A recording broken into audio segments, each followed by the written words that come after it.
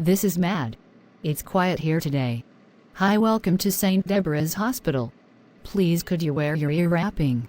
Are you here for accident and or emergency? Excuse me, I am spared. First of all, this hospital was named after me as I'm a bloody good nurse me. Second of all, I am the head nurse. The reason I am here is to do work, which there doesn't seem to be a lot of since no one is here. It's not quiet at all. There are critters everywhere. And we are packed with people. Everyone is dying with critters right now. Okay, there are no people. What are you talking about? No one is dying. Doctors are just signing death certificates down as critters as the cause of death if there is a correct answer within 28 days of the person's death.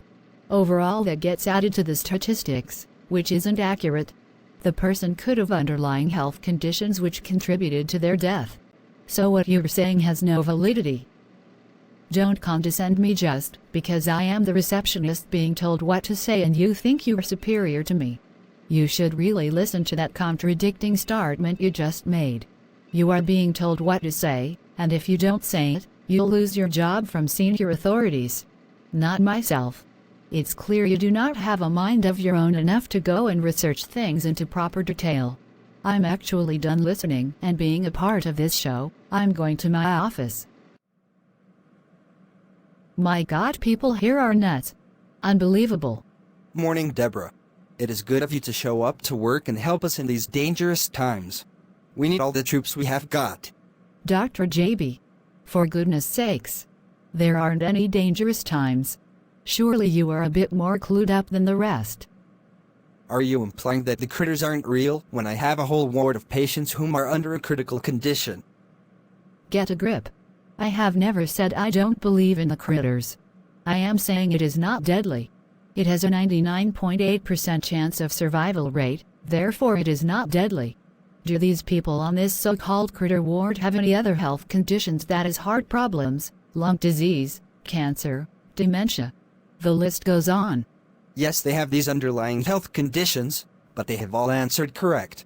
This stitched-together answer machine is now being used to identify these novel critters. Tanzania's President Magufuli has questioned the validity of these test kits after sheep, goats and the fruit papaya all answered correct for the critters. He stated it is likely that some people were answering correct for this when they hadn't even received anything. You do realize that you quoting a man doesn't completely make anyone, myself or others, believe that this whole thing was orchestrated. Okay, how about this? The task force tells us they have distributed 1.5 million critter answer machines to 126 countries. Yeah, so? And? How was this answer machine produced for this so quickly? Technology is good these days. We are told that critters is RNA and that RNA basically works for the DNA, either carrying messages, translating this information or creating amino acids/proteins. In order to find this critter's DNA genotype, they have to use an enzyme called a reverse transcriptase. This takes the RNA and works it backwards until it gets to its source, the DNA genotype. Then they have to isolate this DNA in its purest form and study its DNA sequencing to try and ascertain the root of this, so that an answer machine can be produced and a savior can be made. Yep, that all makes sense. Okay, so what's wrong with that? Sounds legitimate. In order to purify the DNA, they have to first isolate it from any foreign bodies.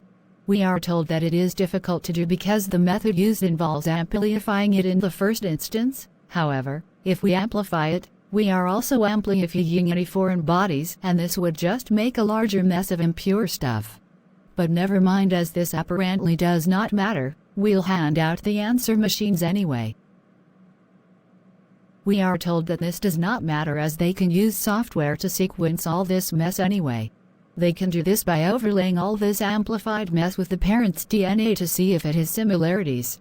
Software can then stitch all these bits of similar traits together to create a genotype, and with this they can create an answer machine quickly. This is where I link back to the Tanzania's president with what I said earlier. So what are you? Gobsmacked? Oh yeah. Well, no one really knows the answers anyway. Fine. Join the sheep. At your own cost. What a generic answer. People will live in fear just so they can continue to live life in peace.